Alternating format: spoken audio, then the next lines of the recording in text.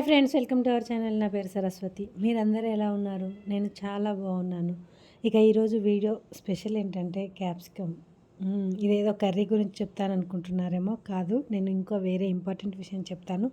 ఆ విషయం తెలుసుకునే ముందు మన ఛానల్ని సబ్స్క్రైబ్ చేసుకోండి. వీడియో ఎక్కడ స్కిప్ చేయకుండా చూడండి. వీడియో నచ్చితే లైక్ చేయండి, కుదిరితే షేర్ చేయండి, సబ్స్క్రైబ్ చేసుకోవడం మర్చిపోకండి.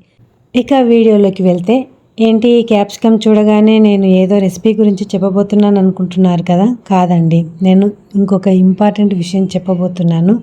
నిగనిగలాడే ఈ క్యాప్సికాన్ని చూస్తే ఎవరికైనా మసాలా వంకాయ లాగా మసాలా క్యాప్సికమ్ చేసుకోవాలనిపిస్తుంది.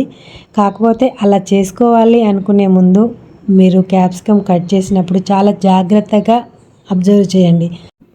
ఎందుకంటే నేను ఈ మధ్య సోషల్ మీడియాలో ఒక వీడియో చూశాను, బాగా వైరల్ అయింది ఆ వీడియో మీరందరూ కూడా చూసే ఉంటారు. ఏంటంటే క్యాప్సికంలో తెల్లగా దారంలాగా ఒక 1 ఇంచు 1.5 ఇంచు పొడవున్న ఒక పురుగు కదలాడుతూ కనపడింది. మనం అది జాగ్రత్తగా చూస్తేనే అది పురుగు అని మనకు అనిపిస్తుంది, లేదంటే క్యాప్సికంలో ఒక భాగంలాగా కనిపిస్తుంది. కాబట్టి మీరు క్యాప్సికమ్ కట్ చేసేప్పుడు చాలా జాగ్రత్తగా చూడండి, చూసి కట్ చేయండి.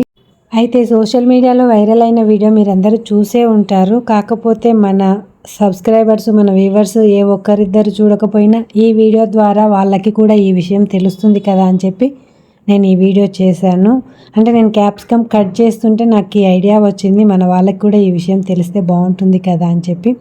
వీడియో నచ్చితే లైక్ చేయండి, షేర్ చేయండి. ఇలాంటి మరిన్ని వీడియోల కోసం మన ఛానల్ని తప్పకుండా సబ్స్క్రైబ్ చేసుకోండి. Thank you for watching.